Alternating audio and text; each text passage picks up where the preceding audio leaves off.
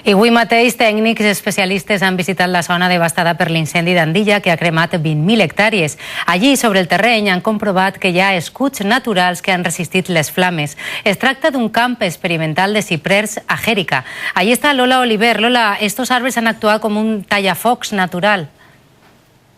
Sí, exactament. Estem en el punt d'inflexió on s'observa l'efectivitat d'este tallafoc natural, com tu dies, Carme. De fet, a un costat veiem el bosc mediterrani típic després de les flames, cremat, calcinat de pins, carrasques i genebres reduïdes pràcticament a cendra. I just a l'altre costat, exacte, està este pulmó verd de 9.000 metres quadrats de xiprers. És l'únic camp experimental d'aquestes característiques a tota Espanya, però científics han observat que des de Portugal fins a Turquia els xiprers actuen de la mateixa manera davall l'efecte de les flames, perquè tenen molt de poder per a retindre la hidratació. Així que ja li busquen aplicacions pràctiques en l'extinció d'incendis, com podria ser la protecció de vivendes particulars, de camps llaurats, però també de masses forestals enormes com la que s'ha cremat ací.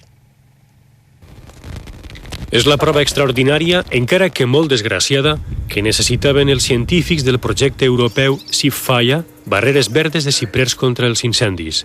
Esta parcel·la, ubicada al terme de Xèrica, vora els 900 metres d'altura, s'ha salvat en un 90% del devastador incendi que va començar a Andilla.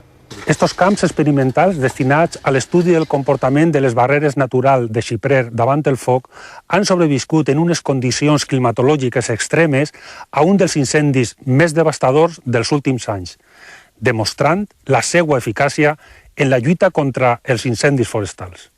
El Departament d'Arbres Monumentals que representa Espanya intenta demostrar amb altres 9 països del Mediterrani que els ciprers poden ser excel·lents escuts contra el foc, per exemple, plantats a la vora dels tallafocs. Però també podran jugar un paper especial i de gran importància com a punt de suport per als bombers i les brigades forestals en les àrees de més difícil accés. I una última dada positiva en este oasi de verdor envoltat d'un desert negre. En este moment estan cantant multitud d'aus forestals, probablement en l'últim reducte que els queda. Els ciprers, amb l'experiment de Xèrica, semblen, per tant, uns bons aliats contra el foc que caldrà tindre en compte. Això que veuen són imatges en directe des de Benidorm, amb aquest ambient entelat per